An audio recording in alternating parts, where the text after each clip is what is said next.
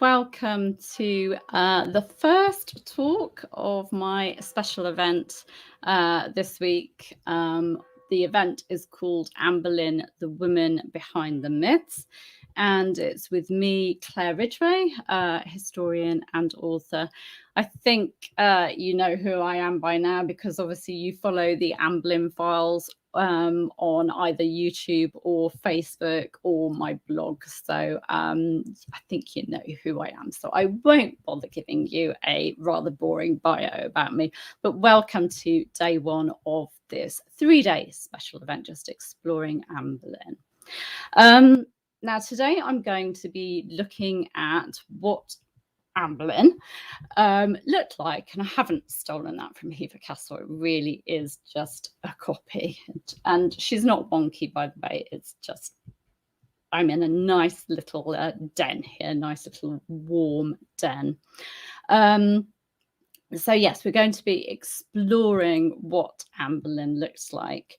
Tomorrow I'll be moving on. Day 2, I'll be looking at answering the question, Amberlynn, pawn or predator? You know, was she this helpless pawn of her family, you know, her over-ambitious family, or was she this predator who had her eyes on the crown from the very start and wanted to be queen at any cost? Before concluding this event on Wednesday, looking at the many myths that surround her. I won't be dealing with all of the myths because that would take a long time, but I will be looking at quite a few of them. Now I can see I've got lots of comments coming in, so hello to all of you. It's really lovely to see some familiar faces, well, and names. Now, what I'm going to show you a banner. I've got new technology here, so you have to bear with me. I'm not great with technology. Just some housekeeping first before we start. You can visit streamyard.com/Facebook if you're viewing from Facebook and you'd like your name and profile pic to show when you comment. Now I'm live streaming simultaneously on YouTube and Facebook. And so, yeah, just a bit of housekeeping. I am not going to be able to look at questions as I talk. So don't bother putting in questions at the moment. Leave it until I say that I'm opening up for questions at the end, and then I'll see your question. And in fact, if you put a Q, and then plus your question, so start your comment with a Q so that I know that you've got a question rather than a comment. Then it'll be a bit more obvious because yeah, I'm going to have, I think, quite a lot of questions from you. So yes, so posh, here I am. Yes, I'm trying to do the technology now. As I said, I'm going to talk first, then move on to your questions. So let's get started talking Tudor and talking the very best Tudor, talking about Amberlynn. Now, the Amberlynn in my head, the one I imagine when someone mentions Amberlynn, when I'm thinking about her, always looks like Geneviève Bujold from Anne of the Thousand Days, or the Hever Rose portrait behind me. That's how I imagine her. I imagine her having dark brown eyes and long dark brown hair. But what did the actual real Amberlynn look like? That's something that those of us who are fascinated by Amberlynn really want to know. It's one of our burning questions. And you might think that it would be an easy question to answer, seeing as there are so many different images of her, so many portraits of her. But it's actually not a very easy question to answer. Now I'm going to show you this technology here. I'm going to show you 2 portraits. So we've got the National Portrait Gallery one of Amberlynn, and we've got the one that I've got a copy of here, the Hever Rose portrait. Now, you wouldn't think, for example, that if you removed the bee necklace, that these two portraits, the MPG one and the Hever Rose one, are the same woman. I mean, okay, the costume is the same, but look at them facially. Yes, there's dark hair, there's long face. The costume is from the same period. But, you know, look at those eyes. They could be of completely different people, couldn't they? So you wouldn't think that they were the same people. So I'm going to move on to some other portraits. Here are a few more portraits of Amberlynn. So let's have a look. We've got this one. This is called the Nid Hall portrait, which actually I think looks like Jane Seymour. Then we've got that one. I really love that one, the Lucas Corneli one. That's one of my favourites. That one's from the Inner Hall at Hever Castle. You've got that on one side of sort of the mantelpiece, and you have Mary Boleyn, one said to be Mary Boleyn, the other side. I do love that one. I love the complexion on that one. But yes, I mean, this is a French school one, and I'm just going to flick through a couple more. That one's a beautiful one. And then we have the John Hoskins miniature one, showing her with very sort of reddish chestnutty hair. Now, it would be really hard to make a judgment based on those portraits, wouldn't it? And to say what Anne Boleyn looked like, because they're so very different. And actually, it's because none of those portraits are believed to be contemporary. None of them are believed to have been painted in Anne Boleyn's lifetime. Now, the famous MPG one, so I'm bringing that one back up for you. That one has been analysed. It needed some conservation work, some restoration work done on it. So at the same time, it was analysed, and it was found that one of the boards used in its panel came from a tree felled after 1584. So the conclusion was, by those studying it, that it was painted in the late 16th century in Elizabeth I's reign, and that it was based on an earlier likeness of Anne Boleyn.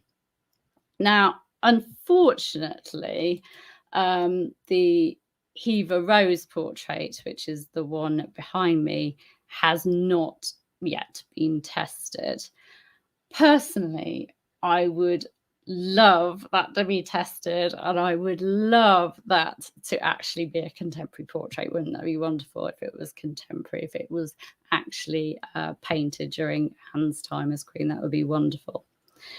So all of the likenesses that I've shared with you so far appear to have been painted in Anne Boleyn's daughter's reign, Elizabeth I's reign, when Anne Boleyn was being rehabilitated. I mean, Elizabeth I supported her mother's rehabilitation. There were treatises written, like the biography of by George Wyatt, William Latimer's Chronicle of Anne Boleyn, and it became the done thing to have likenesses of the Queen's mother, you know, in your property. Perhaps if Elizabeth was visiting you for a progress, you know, it might be the done thing to have a portrait of Anne Boleyn in your property just to impress her.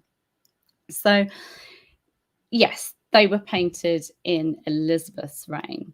But I'm just going to show you these sketches. Now, these are sketches by Hans Holbein the Younger, and they're said to be of Anne Boleyn. The labelling has been added later. You see, one says Anne Boleyn Queen, but that was actually added a bit later. Now, they're said to be Anne Boleyn, but unfortunately, we don't know for sure that they are of Anne. There's this big question mark over them, and they're just of an unknown woman. Some, like art historian Bendel Grosvenor, believe to be Anne Boleyn. So we haven't found any contemporary images so far, have we? I haven't shown you any that are contemporary images, but there are at least 2 known contemporary images of Queen Amberlynn. But they don't exactly help as much. So I'm going to show you this. So here we have one. Now, this here, it's actually the same image, one of them being a bit more zoomed in. This is a drawing of Queen Amberlynn there, holding her scepter and being crowned. This was done as a plan for her coronation banquet. And I love it. Don't you just love the kind of the smiley face? The sketch is just brilliant. But yes, Amberlynn with a smiley face, a bit of a stick man wearing clothes with a smiley face. That does not help us at all. It helps us know about her coronation seating plan and who was sitting where, but it does not help us to figure out what Amberlynn looked like, apart from she looked the most happy at her coronation banquet. So that one doesn't help as much. This one is another contemporary image of Amberlynn. Now, this was and still exists. It's called the Most Happy Medal, and that's because it actually has Amberlynn's motto around the outside of it, the Most Happy, and it's got the year 1534, and it's got A.R. Amberlynn's what do you call it? The abbreviation Anne, the Queen. And she's got a gable hood. So, you know, that's one myth blown out there, that Amberlynn never wore a gable hood. She's depicted as wearing a gable hood in this medal, and she went to her execution in a gable hood. So I've just blown another myth out there for you. Now, this was struck during Anne's time as Queen, 1534, right in the middle of her time as Queen consort to Henry VIII. So it must have had her blessing, and she must have sat for it. So it must have been a kind of accepted likeness of her. However, this extant copy of the medal, as you can see, is sort of damaged around the nose and eye area, because it's made out of lead. So lead being a rather soft metal, and it was put away with things on top of it. So it was actually damaged. Thankfully, stone carver Lucy Churchill recreated the medal. Now, Lucy put in a lot of meticulous research. She went to see the real medal. She recreated it, fixing the damage around, you know, on the face, around the eye and nose. Excuse me while I just have a drink. So that we can get a bit more of an idea of what Amberlynn looked like. Don't close up on my throat. And we can see from the medal, from this image, that Amberlynn has a long face, a very long face. She has a long nose, quite prominent eyes, actually, a pointed chin, and I'd say high cheekbones as well. And she's actually wearing the Queen's jewellery in that as well, the jewellery that was passed on to Jane Seymour when she took over. And she's wearing the English gable hood. So I'm actually going to show you, I've actually got a copy of Lucy's recreation myself. So I'm going to try and show you that.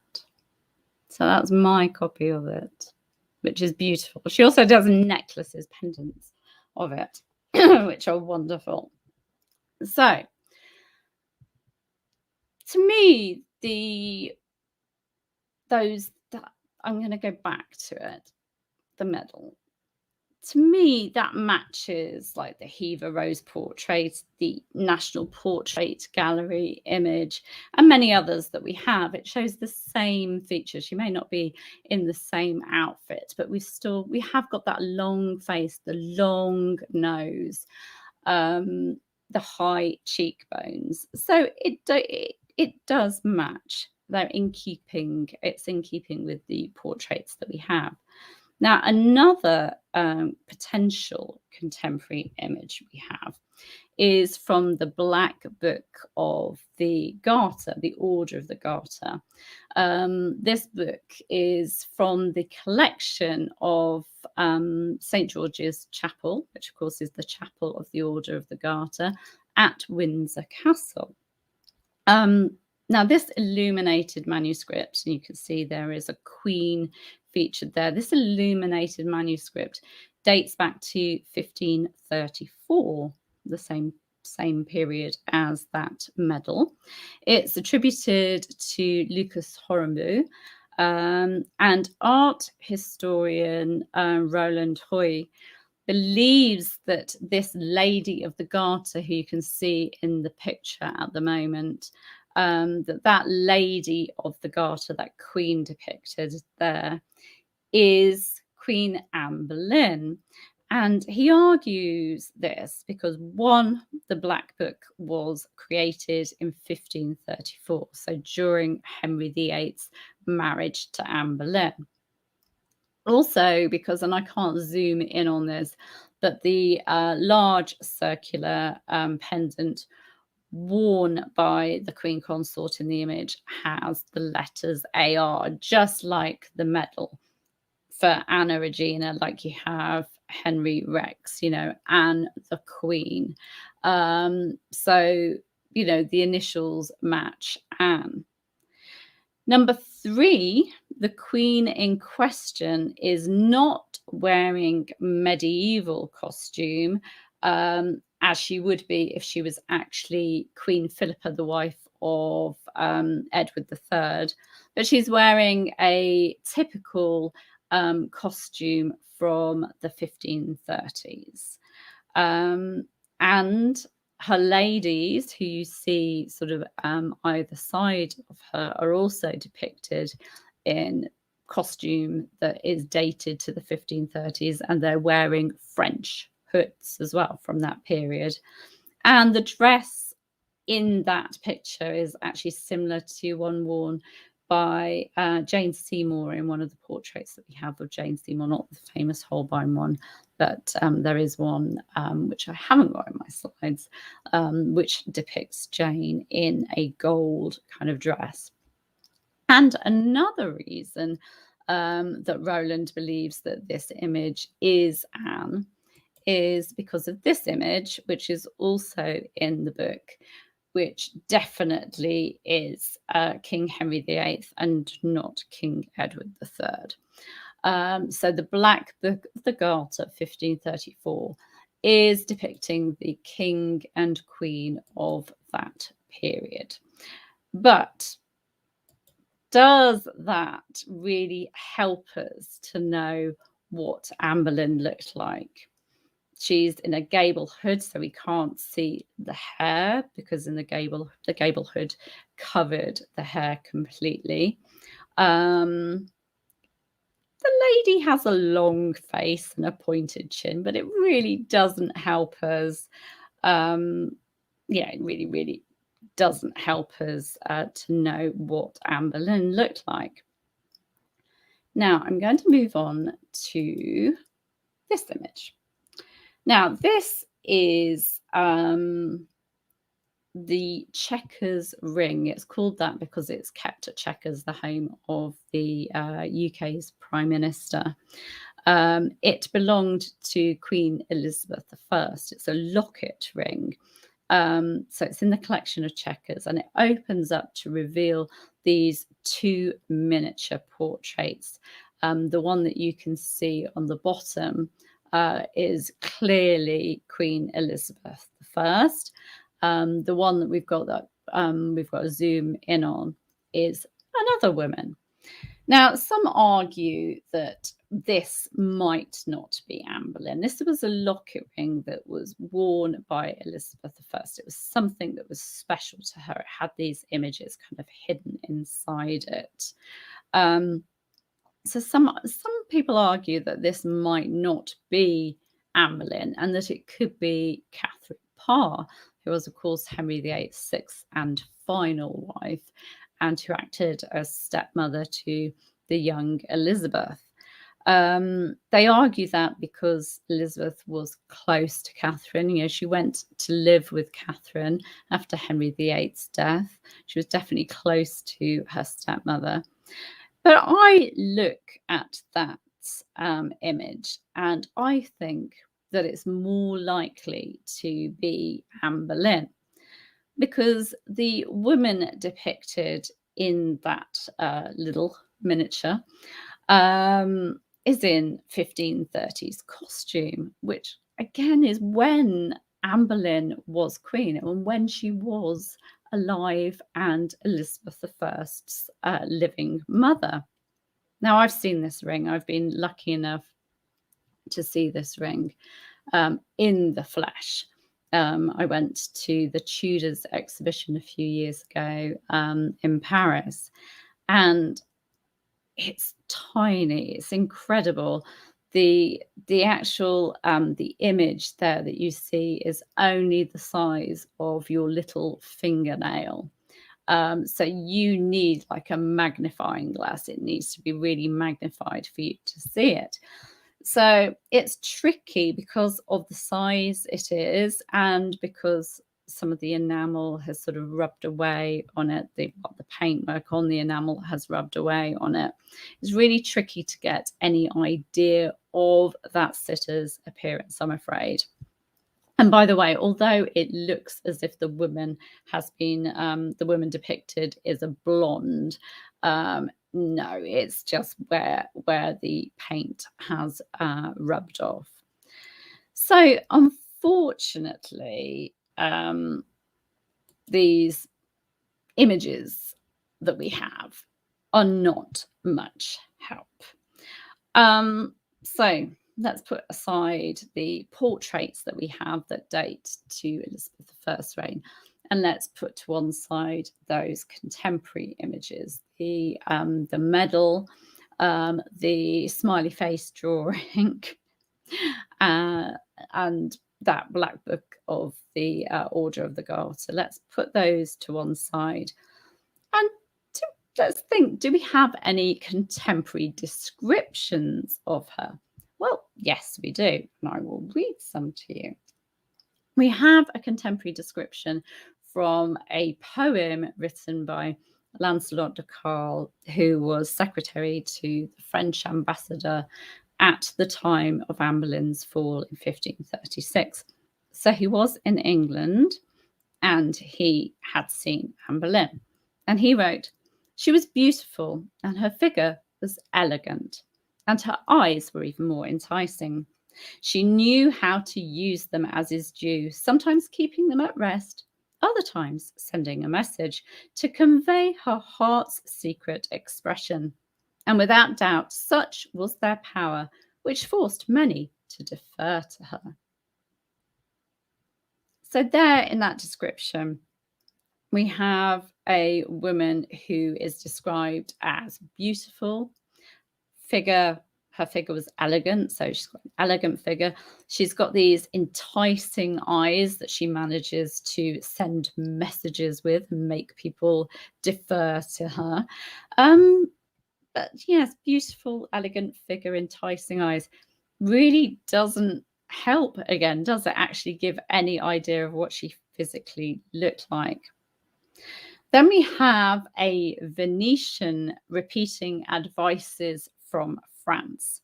He described Amberlynn as very beautiful. Well, that's still not a lot of help to us. I mean, ideas of beauty change through the ages anyway. So calling someone very beautiful in the 16th century doesn't really help us today. Then we've got John Barlow, Dean of Westbury. Now, he was asked to compare Amberlynn to Henry VIII's former mistress, Elizabeth Blunt, known popularly as Bessie Blunt. And he said he knew both the lady, Anne, and the girl, Bessie.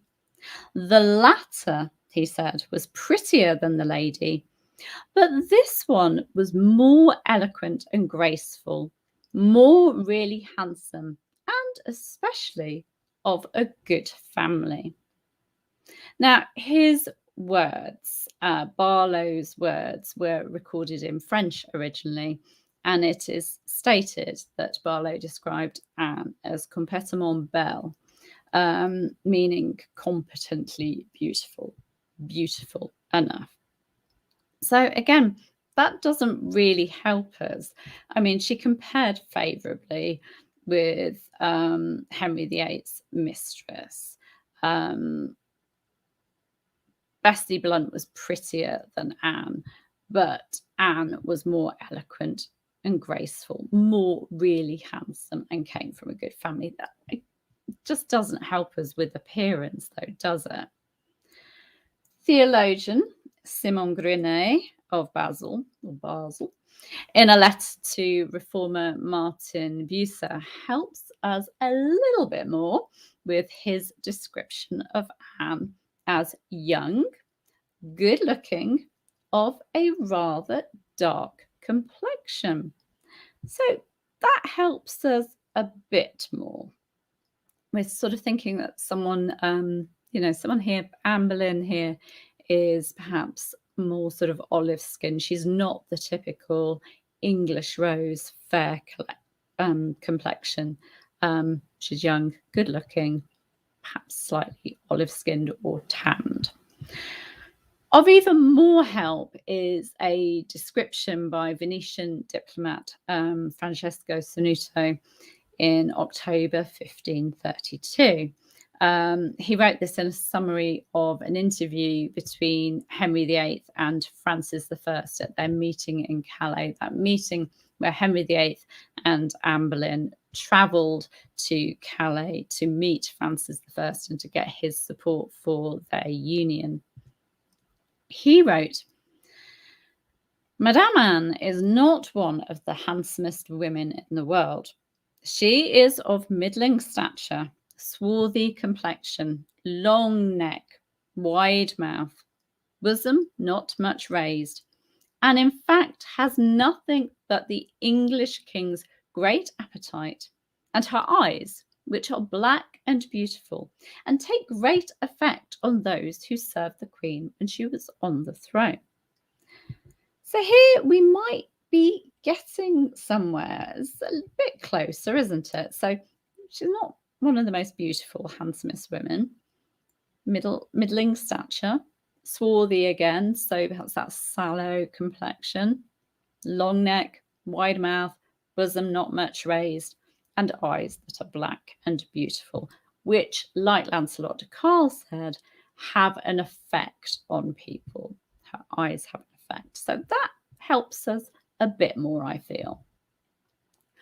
George Wyatt, who was grandson of Thomas Wyatt the Elder, the famous Tudor poet, and a man, Thomas Wyatt that is, who appears to have been in love with Amberlynn at one point.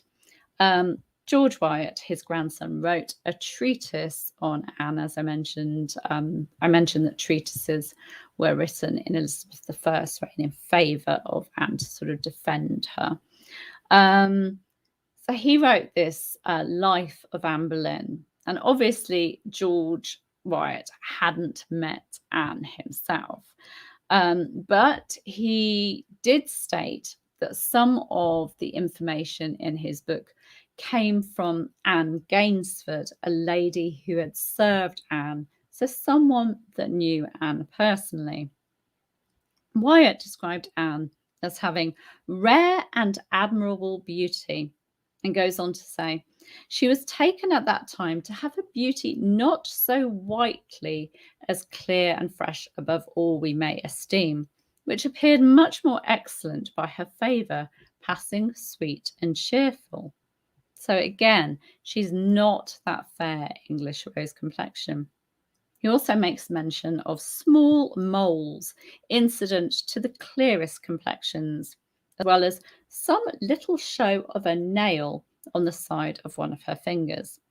Now, it's not clear whether he'd been told this by Anne Gainsford, whether this description came from someone that knew Anne, or whether at this moment in time, with the mention of the little bit of nail on the finger, whether he was just trying to defend Anne against a treatise that had been written by a Catholic in exile, a Catholic recusant, Nicholas Sander, someone I'll mention a little later.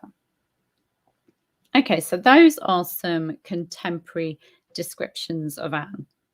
But what about Anne Boleyn's actual remains at the Tower of London? Can those help us?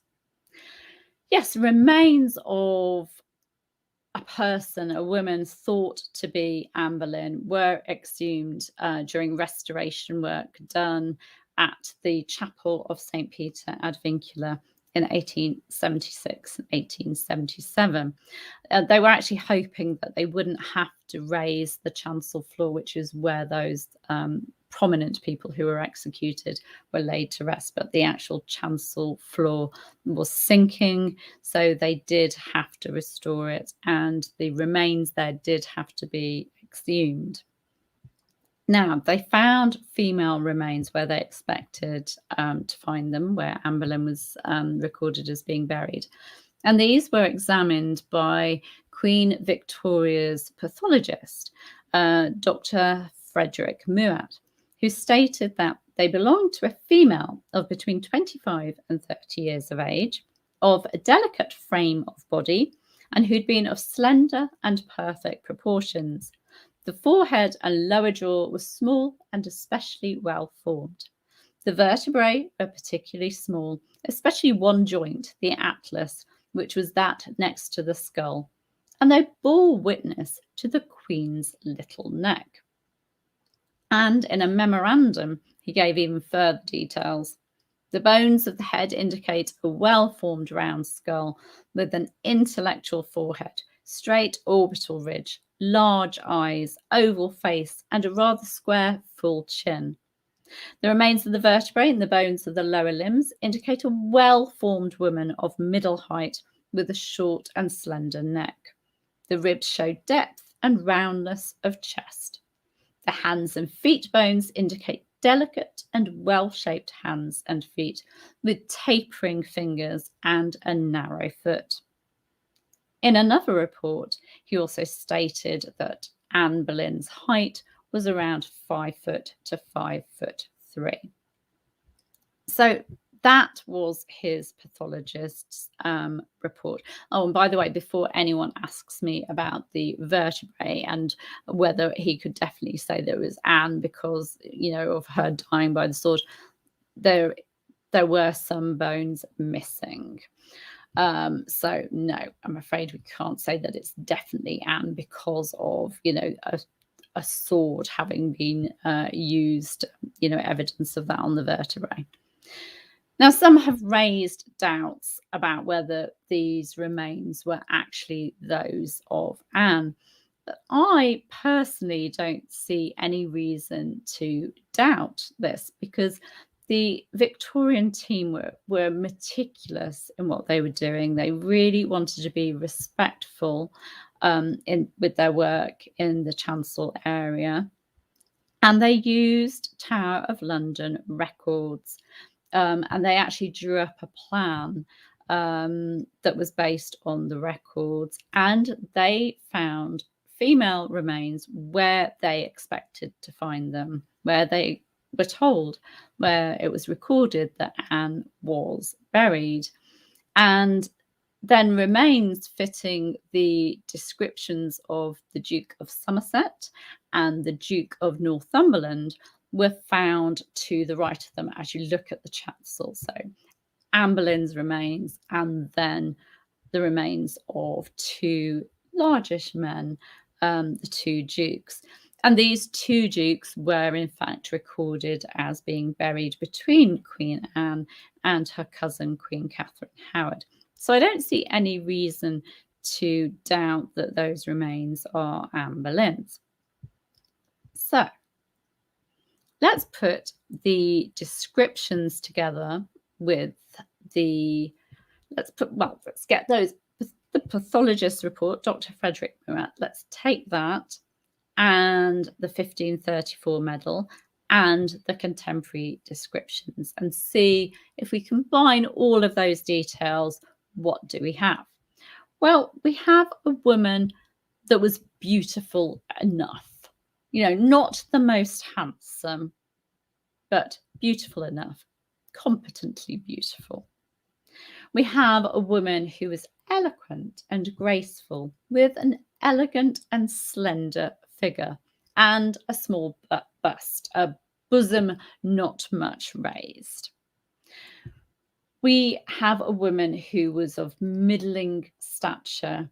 The pathologist says between 5 and 5'3". So medium height for the time, with a small and delicate frame. We have a woman who didn't have the typical English rose, really pale complexion. She's described as swarthy.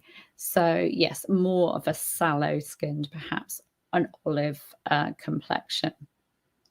She had very dark eyes, sort of, they're described as almost black, so very, very dark brown, which are also described as enticing and having an effect on those around her. So mesmerizing eyes, something that made people look at her twice. And we have a long oval face, long nose, high cheekbones, and a pointed chin, or perhaps square chin, according to the pathologist, and a slender neck. The pathologist also mentioned her long fingers, which actually you can see in the Hever Rose portrait behind me, very long tapered fingers, just actually like her daughter's fingers. If you look at the portraits of Elizabeth I, the one that springs to mind is the young Elizabeth, Princess Elizabeth, in that kind of orangey dress. Her fingers are so like the fingers depicted in the Hever Rose portrait, sort of long tapering fingers. So narrow fingers, long fingers, and narrow feet. Now, hair colour, interestingly, hasn't been mentioned in the contemporary descriptions. And obviously, there were no remnants of hair left in the 1800s when they exhumed her body.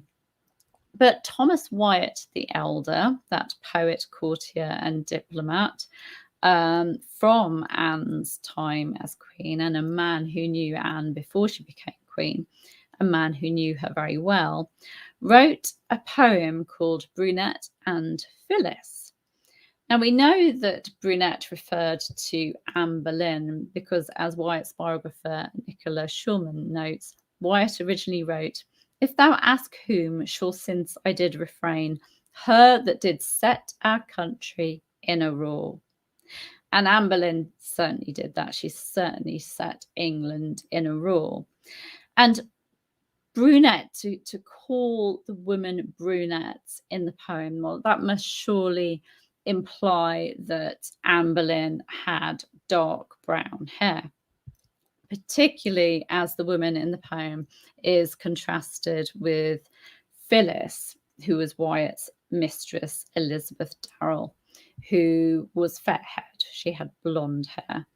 So we've got this idea that Anne was brunette. Now, brunette, that can cover quite a wide scope of brown hair. Can't say anything from light brown to very dark brown to chestnutty to almost black.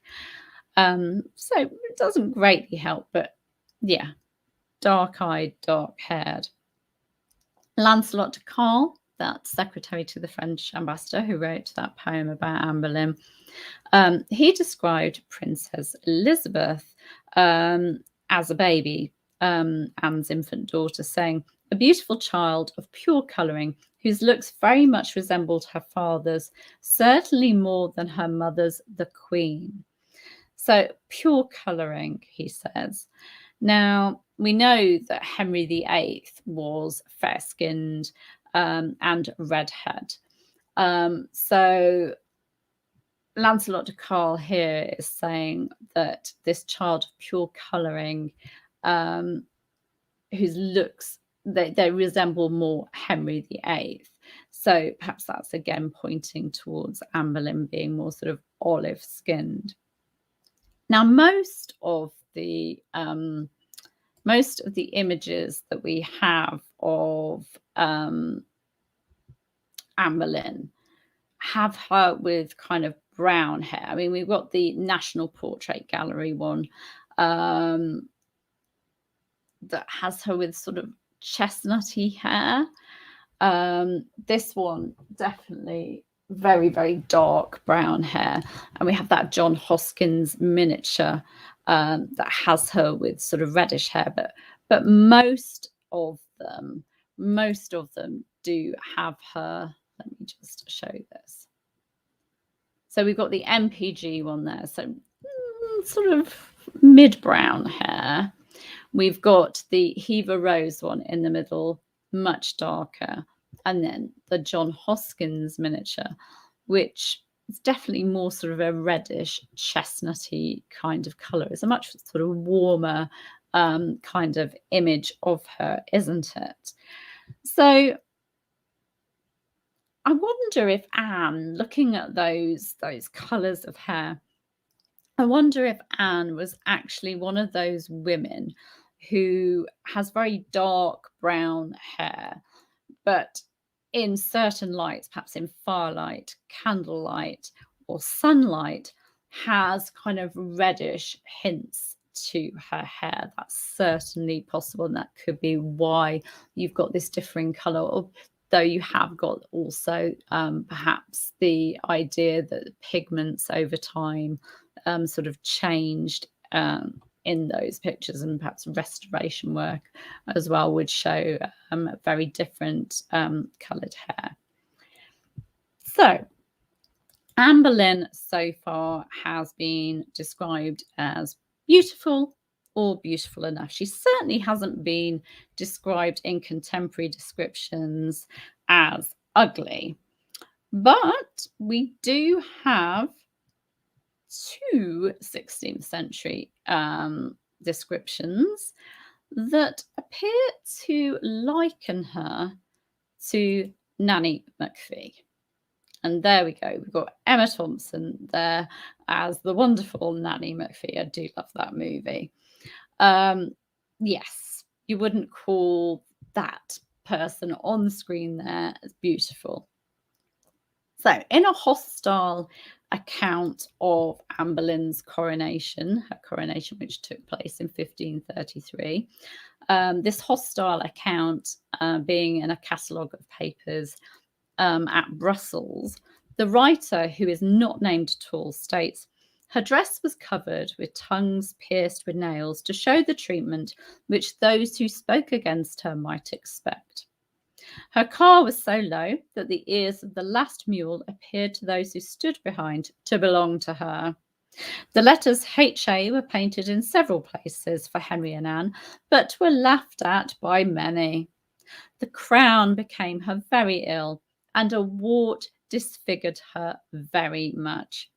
She wore a violet velvet mantle with a high ruff of gold thread and pearls, which concealed a swelling she has resembling goiter."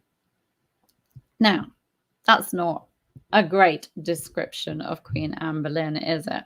But it's very hard to take that account seriously when no other contemporary account, no other account of Anne Boleyn's coronation, her coronation procession, reports Anne Boleyn wearing such a gown. And there's no other contemporary mention of Anne having a swelling on her neck.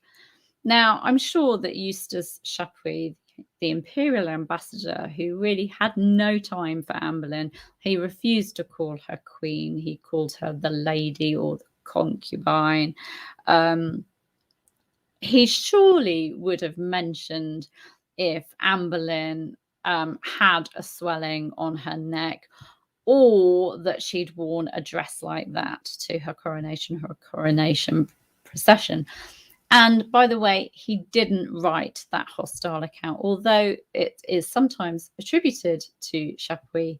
No, it is by an anonymous writer. He did not write it. Chapuis does write about her coronation procession, though. He compared it to a funeral and described it as a cold, poor, and most unpleasing sight. But you'd think at the same time as saying that, he'd make mention of a controversial gown or there being something wrong with the Queen's neck. Then we have another description, which really does make Anne sound like Nanny McPhee. So I'm going to put Nanny McPhee back on the screen there. In a book written in 1585, so this is not contemporary, this is in the reign of Queen Elizabeth I, Anne's daughter, Nicholas Sander, a Catholic recusant in exile, gives a rather unflattering description of Anne. Anne Boleyn was rather tall of stature, with black hair and an oval face of a sallow complexion, as if troubled with jaundice. She had a projecting tooth under the upper lip, and on her right hand 6 fingers. There was a large wen under her chin, and therefore to hide its ugliness she wore a high dress covering her throat. In this she was followed by the ladies of the court, who also wore high dresses, having before been in the habit of leaving their necks and the upper portion of their persons uncovered. She was handsome to look at, with a pretty mouth, amusing in her ways, playing well on the lute, and was a good dancer.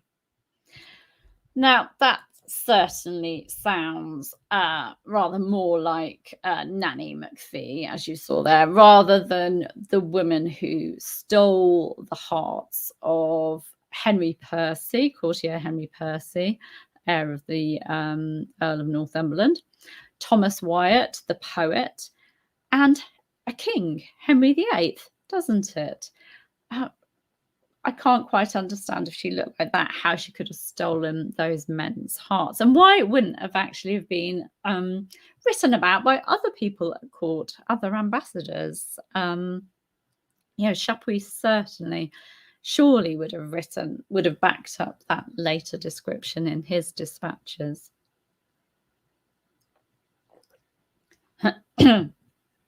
Now, I believe that we can dismiss Nicholas Sander's description for the following reasons. 1, he was writing Catholic anti-Reformation propaganda. He was in forced exile in Elizabeth I's reign, Elizabeth I being Protestant. He was writing a book called Rise of the Anglican Schism, so rise of the break with Rome. And he was his aim was to blacken the names and reputations of Queen Elizabeth I and her parents, Henry VIII and Anne Boleyn, who he held responsible for the English Reformation, for all the trouble that had been caused. Number 2, Sander was born in 1530. He was only 6 when Anne Boleyn was executed, and it's likely that he never even saw her. Number 3, his account was written nearly 50 years after Anne's execution. Number 4, his description is only corroborated by that anonymous Brussels account that I read out.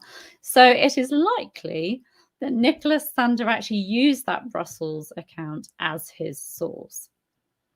Number 5, he mentions high necks. These were not fashionable during Anne's reign, and Anne certainly didn't bring them into fashion. Anne Boleyn, like as you see in the portrait behind me, Anne wore low square necklines. You can see that neckline in the many portraits painted of her. And although those aren't contemporary, we see that same neckline in The medal.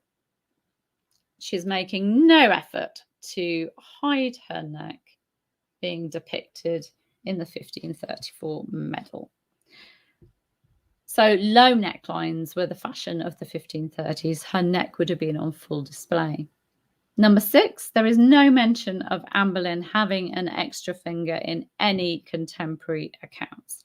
And it's highly unlikely that Henry VIII would have wanted a woman with what was seen at that time as a serious, awful deformity to be the mother of his children. He wouldn't have wanted something like that to have been passed on to the next generation, to the heir of the throne. And number 7, Sander can't even make up his mind about Amberlynn. You know, one minute he's saying she has a projecting tooth and a wen, and the next he's saying she's handsome to look at with a pretty mouth. So it really doesn't make sense. It is little wonder that 17th century historian Peter Heylin called Nicholas Sander Dr. Slander. Yeah. Now, as I've said before in an article I wrote on the Anne Boleyn files, I think Nicholas Sander was going by the saying, a grain of truth is needed to make a mountain of lies believable. He was using contemporary descriptions of Anne, such as her sallow complexion, her gifts at music and dancing, to weave in with his lies about her to make it sound like he knew what he was talking about. Now, I think it's safe to say that Anne didn't look like Nanny McPhee. And if I had to choose a portrait of Anne Boleyn, if I had to choose one that I would say corresponded with my view of Anne, then I would choose this one. The one that is behind me is the reason I had it copied. It is my favourite one of Anne Boleyn. I also do quite like that John Hoskins miniature one, the one where she's got more sort of chestnutty hair. But if I had to choose one, the Anne Boleyn that kind of fits in with my imagination, the one that is more sort of like Geneviève Bujold in my head, then I would pick the Hever Rose portrait. But by the way, a full-length portrait of Anne Boleyn was in the collection of Lord Lumley in the late 16th century. It was supposedly contemporary. It came up for sale in 1773 when it was identified as full-length Anne Boleyn from the Lumley collection. However, it was later cut down. It was damaged in a fire, so was cut down because of the damage caused to it. Its location is now unknown, frustratingly. I really hope that it still exists. I hope that it's in a private collection or a bank vault or an attic somewhere, or perhaps someone's hiding it because, you know, they don't want to have to insure it. I just hope that it still exists and that one day, and in my lifetime as well, that it will come to light. So I'd love to hear your thoughts on what you think that Anne Boleyn looked like. And I'm actually, in a minute, I'm going to be inviting you to ask your Anne Boleyn related questions. But first of all, I'd like to ask you to sign up for my Anne Boleyn Files mailing list. If you go to the homepage of the Anne Boleyn Files website, www.theanneboleynfiles.com, you will see in the sort of on the left-hand side that there's a little box which says free Anne Boleyn Files welcome pack of 5 goodies sent directly to your inbox. That way, if you sign up for that, you'll get those 5 goodies.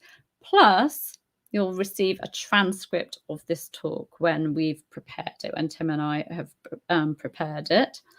And not only that, you'll be sent details of an event that I have organised in the spring, which is a much bigger event than this. It's going to be called Amberlynn, the Woman Who Changed England. It's going to be 7 days long, a whole week of Amberlynness. And it's also going to feature some other Amberlynn experts, historians and authors. And you will hear about that if you're on my mailing list. So definitely sign up for that. So now I'm going to have a look at the comments, have a look at your questions. Please put a Q at the start of your comments so I know it's a question. There is no way I'm going to be able to answer all your questions. I would be here all night, but I will answer as many as I can. I mean, I know that there are 350 people apparently watching at the moment, and I've got 411 comments waiting in my inbox here. So I'm going to have a look at them. Obviously, if you're already signed up, don't bother signing up for the mailing list again. I've just had Bandit Queen saying she's already signed up. Don't bother signing up again. You will automatically, because you're on the mailing list, you will receive the transcript of the talks, and you will also receive news of the week-long event, which is happening in the spring. So thank you so much for listening to me go on and on and on. Right, let's have a look. Patrick. Do we know anything about the type of sword that was used to execute Queen Anne? The sword is no longer in existence, but if you look in the collection of Hever Castle, and I might have some photos somewhere that I could share, there is a collection of sort of execution swords there that you can see. So Google execution swords Hever Castle. I think they originate from Germany, but they'll give you an idea of what the execution sword looked like. I have not got a copy of The Fall of Amberlynn a countdown to hand, but I actually the sword that features on the front cover of that was copied from an execution sword. So yes, have a look at that as well. So let me have a look.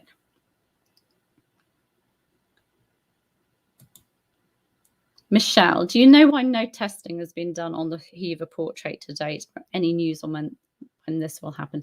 I haven't got any news on when it will happen, but I do know that the team at Hever are very keen to have the painting dated at some stage. Obviously, they have to have, the funding to do that. It's an expensive process. Restoration work on paintings, it does cost money. You've got the dendro testing of the panels and the pigment testing, so I think it's quite expensive to do, but yes, wouldn't that be wonderful? Yay, a week of Anne, someone is saying. Thank you. Ash, because we know that history is written by the victors, and knowing what we know about the oft under discussed details of her trial, do you think people of her time felt she was truly guilty? No, I don't think they did think she was guilty. There had already been whispers around London. There'd already been a pamphlet, a sort of ballad written sort of deriding Henry VIII and Jane Seymour before Anne was even dead. So there was definitely lots of skepticism. Chapuis said of the men that they were only found guilty on presumption. There was no evidence. You have people in Europe. Mary of Hungary was very skeptical about it all. So no, I don't. I think the general English population didn't really know what was happening, but no, there was definitely healthy skepticism. Right, let's have a look what else I've got here.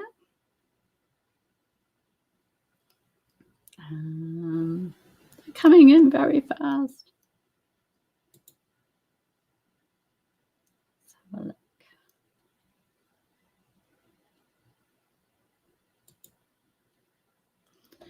Patience, do you think a contemporary portrait of Anne will ever be rediscovered, or did Henry destroy them all? Well, I'm really hoping that that Lord Lumley one is safe in someone's bank vault or private collection somewhere.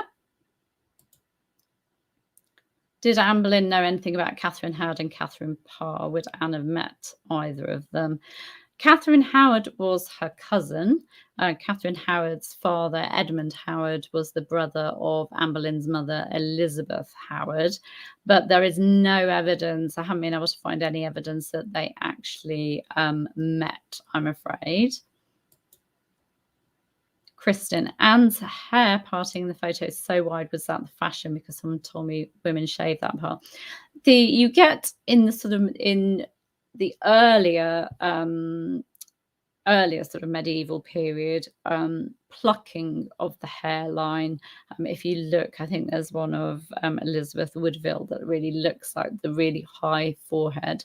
But no, I would say that that's just the way it's been painted. I don't think she would have plucked her hairline. I'm going back a bit to have a look for some questions. There's so many, so I'm really, really sorry. But thank you for all the wonderful comments. Tara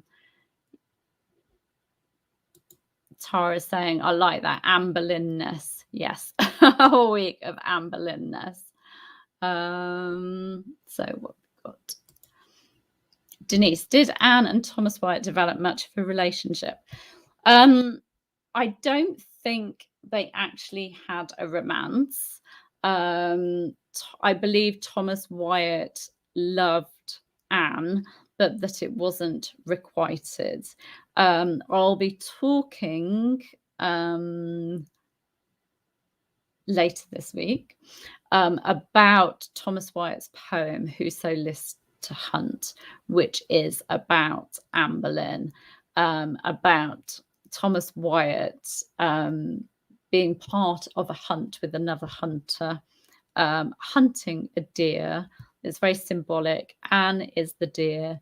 Thomas Wyatt has to withdraw from the hunt. The narrator of the poem withdraws from the hunt because this other hunter hunts the hind down, captures her, puts a collar of sort of diamonds around her neck, and sort of labels her Caesar's I am, takes possession of her. So it sounds like he had to withdraw his suit because of Henry VIII. There's also this story, George Wyatt talks about it, of Thomas Wyatt and Henry VIII actually arguing over Anne.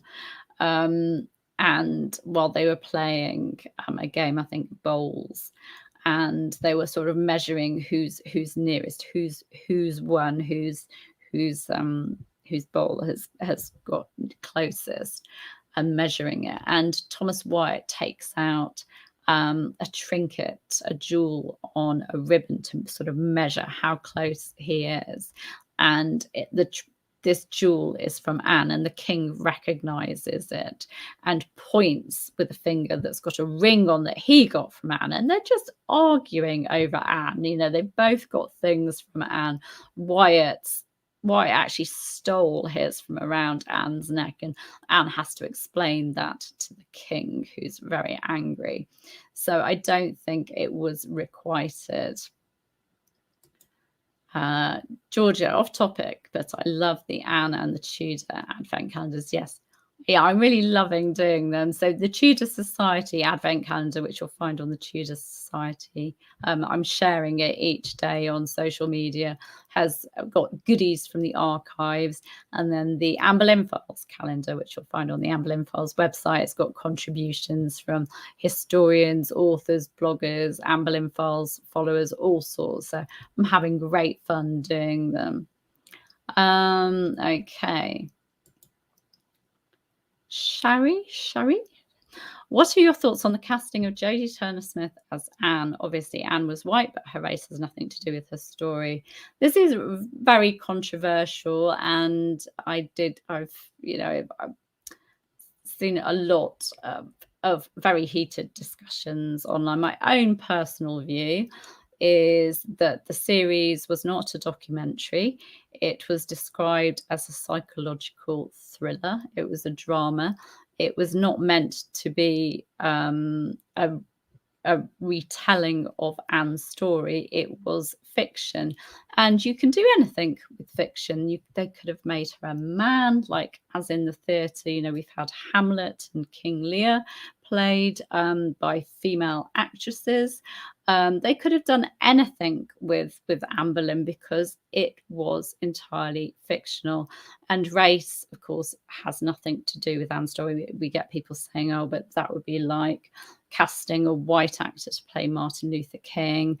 But that you can't compare that, because Martin Luther King's story, race is very important in his story. Race had nothing to do with Amberlynn's story. Those are my own personal feelings when it comes to fiction, and it's not purporting to be a documentary and truthful. Then I think you can do what you like with it. Jules is saying that Claire Foy is my ideal Amberlynn in both appearance and personality. It's how I imagine her. Yeah, Claire Foy, who played Anne in Wolf Hall. And isn't Claire Foy brilliant in The Crown as well? Carol, I don't know if women had signature scents at a time. Did Anne have a signature scent? Also, did anyone like Anne?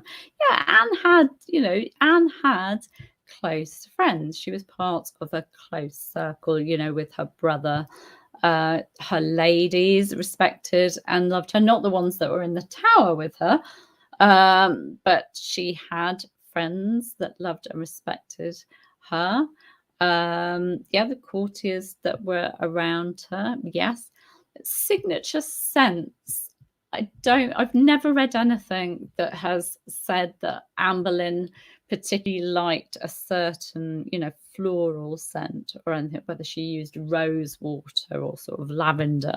No, it's a shame that we don't know what Amberlynn would have liked. I can imagine her having sort of more of a kind of, I don't know, a musky kind of a scent more. Oh, I don't know. I don't know. I know there are like Amberlynn perfumes out there. I think Hever Castle in their gift shop have like an Amberlynn perfume, and I haven't actually sniffed it to see what they've done with it, but that'll be interesting to see. But yes, we definitely need a time machine so that we can go and find out what Amberlynn looked like. Amy says, what do I think of the Holbein sketches? Well, no, I don't think they're Anne. I haven't seen any evidence that points to them being Anne. They could actually be anybody. I mean, they're beautiful. Holbein's work is beautiful, but until I have definite evidence that they're Anne, then I'm afraid I'm not convinced. Thank you, Pauline. She says, I really enjoyed that. Very tired though. Yeah, I'm looking at my computer clock, and it's here. It's 8 minutes past 1 in the morning. So yes, I'm a little bit tired, but I'll probably get tireder and paler as the week goes on. Thank you, Carrie says she loves this. What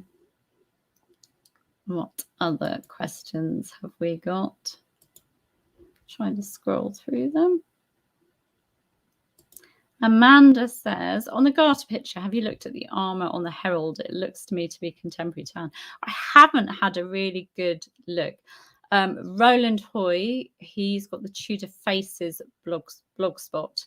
And you can find Tudor Faces on social media as well. Roland, he's done a lot of work looking at the Garter picture, so that would be definitely he's done an article on it, and that would be definitely something to ask him on social media as well. He's really looked into it.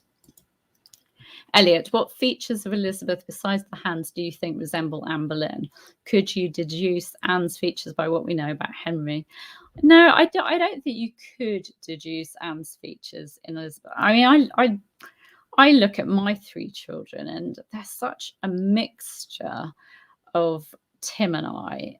It's just, if you sort of lined them up without seeing us and tried to figure out what their parents looked like, yeah, you could, but Yeah, our daughter Verity is the right mix.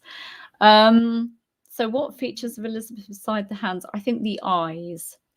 Elizabeth is generally pictured, especially that one of her as a princess, with very, very dark eyes and the long face as well. So I think, and perhaps you would say with the National Portrait Gallery, one that you see in the logo here on the screen of Anne, it's kind of got the hooded eyes. You see that in Elizabeth's portrait, so perhaps sort of hooded eyes. Thank you to all those that are thanking me. It's just an honor actually to talk about Anne and to have this platform to be able to share this with you. Michelle, do we know anything about Anne's size, shape, body type, height, weight, remarkable features other than the paintings? Well, in those contemporary descriptions, if we, and also the pathologist report, both the pathologist report and the contemporary descriptions talk about her being sort of middling stature, so sort of medium height. She had a graceful, elegant figure. She was slender, so quite petite, I would say. Remarkable features, no, unless you go for the projecting tooth, the extra finger, and the wen, you know. No remarkable features apart from her eyes keep coming up in the contemporary descriptions. Obviously her eyes, there was something about her eyes that sort of, I don't know, some magnetism to her eyes. Dawn says, are there any items of Anne's clothing or possessions still in existence? The bee necklace, sadly, I expect got sort of broken up and recycled. Her clothes, as was the done thing, would have been recycled, passed on, because clothing was all in different parts. The hood came apart. You had fore sleeves, upper sleeves. You had sort of the placard in front. In fact, in the Jane Seymour, in the Holbein portrait of Jane Seymour, you can see the pins of her bodice, the placard on her bodice holding it on. They were all different pieces, small pieces, kirtle, petticoat, the smock underneath. In this portrait, the black work on the smock, that's her smock. That's not her upper gown. That is her underwear showing there. It's all pieces, and so it was passed on to the other queens, and you could make lots of different outfits from the pieces. You know, your sleeves, you could mix and match. They were very clever people, mixing and matching. Clothing and possessions still in existence. No clothing. There are various things linked to Anne, like the one that really springs to mind, the wedding clock that is supposed to be a gift, you know, from Henry VIII to Anne. There's a replica of it at Hever, but there's the original that exists as well. There are the manuscripts that George Boleyn prepared for Anne, such as the Ecclesiast, which has got her beautiful falcon badge on it.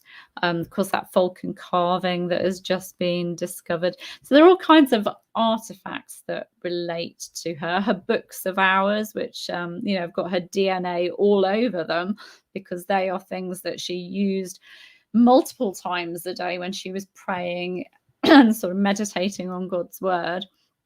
So lots of artifacts, but unfortunately no clothing and no jewelry.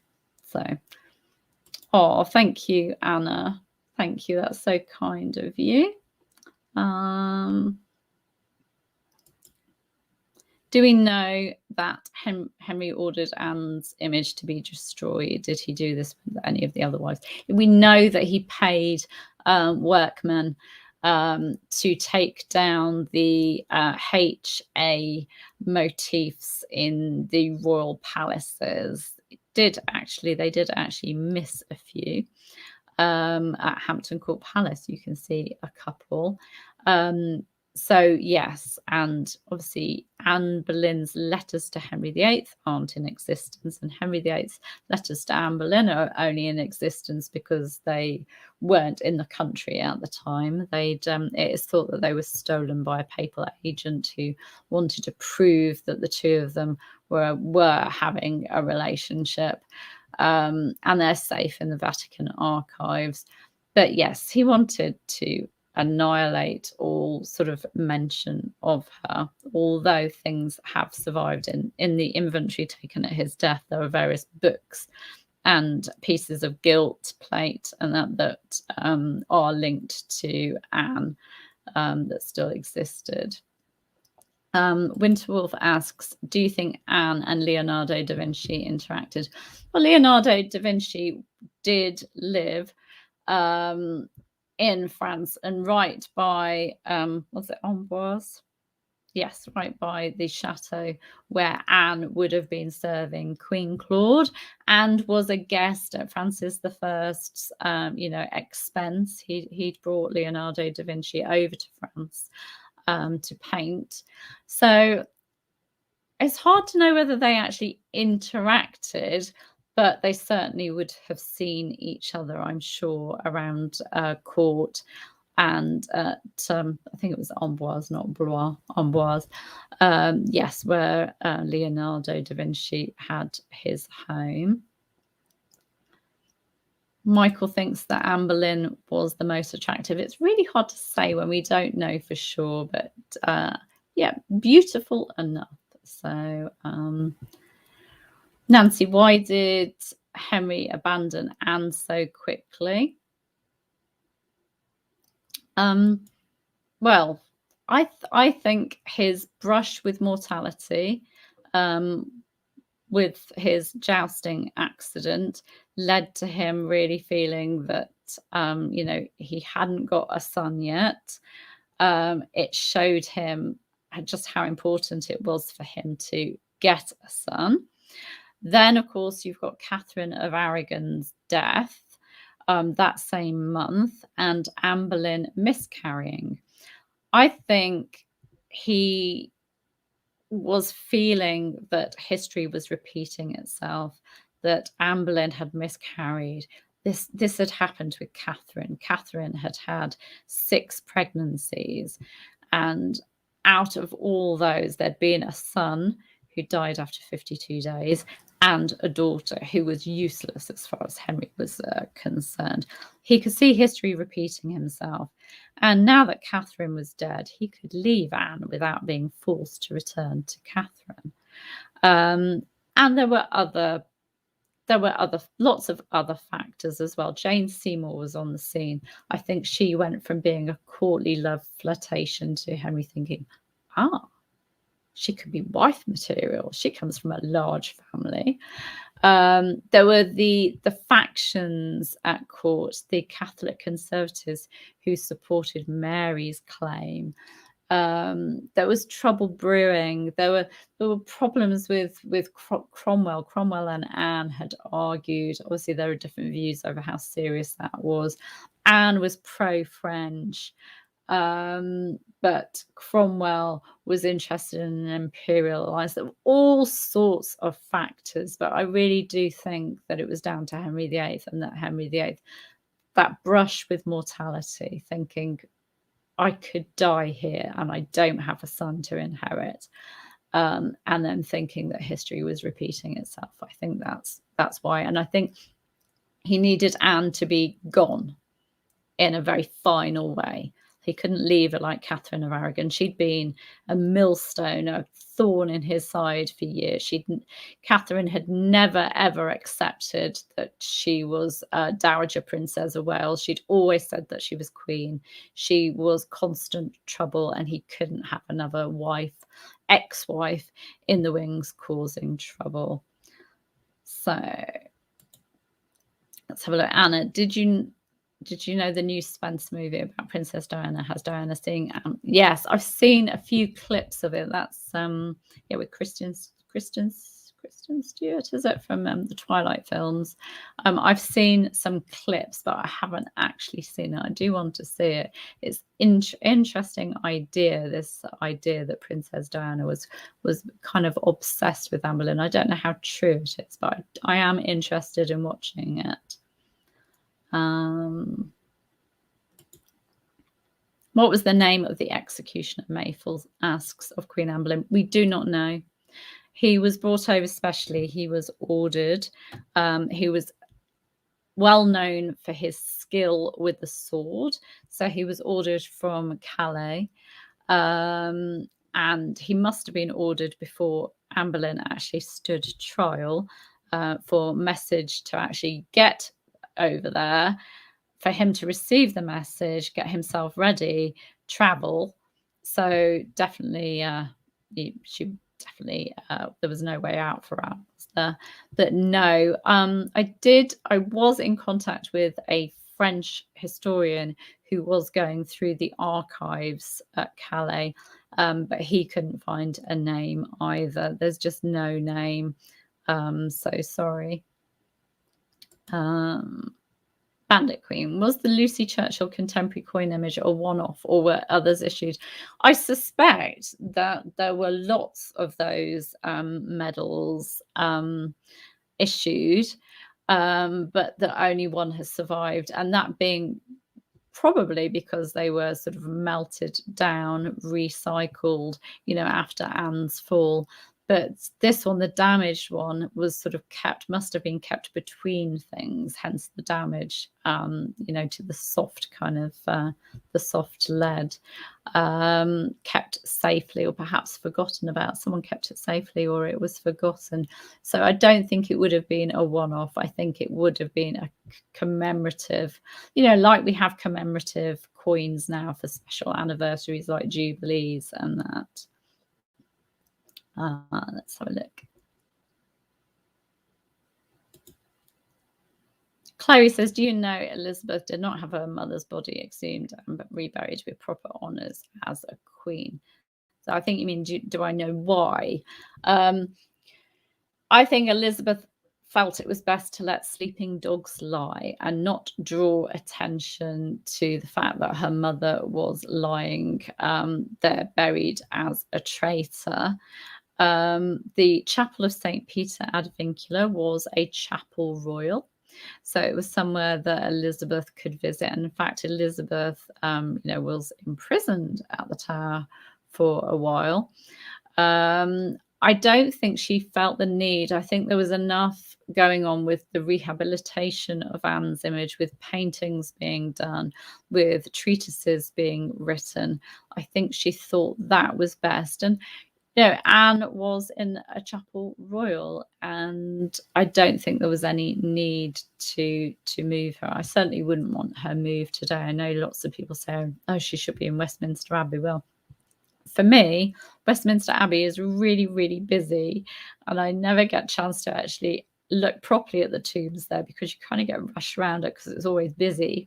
Whereas St. Peter, the Chapel of St. Peter ad Vincula, is always so beautiful and calm and peaceful. And I just love going there to pay my respects.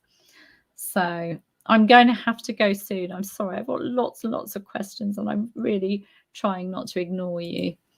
So Margaret says, how do we get on your mailing list? So if you go to www.theamberlynnfiles.com, which is my homepage, the Amberlynn Files homepage, as you look at that, on the left side, there is a little bit that a box with the MPG portrait of Amberlynn, and it says free Amberlynn Files welcome pack of 5 goodies sent directly to your inbox. You click on that, it takes you to a page where you fill in your name and your email address, and you'll then, once you've confirmed that, you'll then get those 5 goodies, and you're on my mailing list. You'll get transcripts of these talks, and you'll also get to hear about my week-long event, which is in the spring of 2022, so only a few weeks away. So you'll hear about that. So let's have a look. Phil, what do you think of the new Anne Boleyn series? I haven't seen it. Do you mean the Boleyns a scandalous family, or do you mean the one with Jody Turner-Smith? I really thoroughly enjoyed the Boleyns, a scandalous family. I was actually involved from right near the start with the research. I did quite a lot of did 2 days of hours and hours of Zoom interviews, and I was supposed to go over to London to film.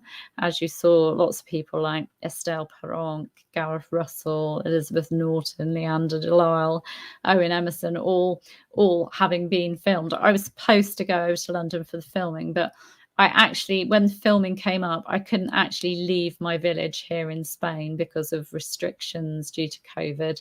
So I couldn't get there for filming. So my work was in it, my research was in it, but I unfortunately wasn't. But I loved the fact that it didn't just focus on Anne, and that it really brought Thomas Boleyn, thanks to Lauren Mackay's biography and her work with the series, really brought him to the forefront. I thought it was a really, really good series. It's supposed to be coming on in the US soon, I think, and you can get the DVD of it as well. So yes. Let's just do a couple more, and then I really have got to go to bed. Jordana says, do you know if there were relatives of Anne's, particularly the house, that may have come to America? Yeah, we know. I know. I'm being contacted all the time by Americans who have traced their family tree back to Mary Boleyn, because Mary Boleyn had 2 children, Henry Carey and Catherine Carey, and they both had really large families. I think one of them had 14 children, one had 15 or 16. And then each of those children had large families, and so on and so on and so on. And now there are lots of Mary Boleyn descendants around the world, and many of those, went to America, like Mayflower, and before that, the colonialism. So yes, there are there's lots of Boleyn blood around the world, and our present royal family in the UK are descended from Mary Boleyn as well. The Queen is descended from Mary Boleyn by one of her children. And then Princess Diana, her Spencer family are descended from the other Carey child. So Princes William and Harry have Boleyn blood twice over, which I think is wonderful to think that Boleyn blood is still in the royal family today. Right, can I do one more question?